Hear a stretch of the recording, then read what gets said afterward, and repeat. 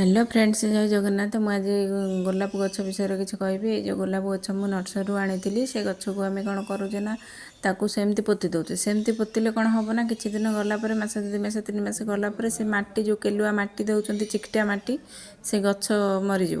से आमको कौन करा पड़ो, प्रथम माटी की झड़ाइवा पड़ो। झड़ाई सारापर ता मूलटा को पूरा आमको क्लीन करा पड़ो। पानी रे एमती पूरा धोईदेवे।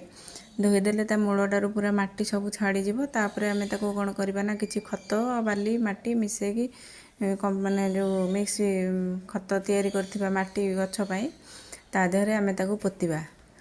मुझे किसी छेली खत नहीं आउ किसी गोबर खत भी नहीं, बाली माटी ये सब मिसेकी मु पड्रे माटी प्रस्तुत करछि गछपाई। ताको आम एथर लगेइबा। चेर पूरा क्लीन हो जाए। क्लीन हो सारापर देखो ये केते चिकिटा माटी पूरा धोई हो जाए। ताको आम ए माटी सब पकेला माने एगुड़ा चिकिटा माटी गुड़ाक गछ पूरा भिड़ीदेव आ मरीज। तेणु एमती झुरझुरा माटी पूरा प्रस्तुत करेंगे। प्रस्तुत कर सारापर तादेहरे आम लगेइबा गछटा को लगेइबा। लगे सारापर तादेहरे आम टिके किछि पानी देदेबा। एबे आम गछ प्रस्तुत हो एनु माटी टिके बाहर कर देछि, कारण माटीटा फुल है चेरटा भितर को जीवनी आमको चांखड़ तलू चेरटा नबाक पड़ो।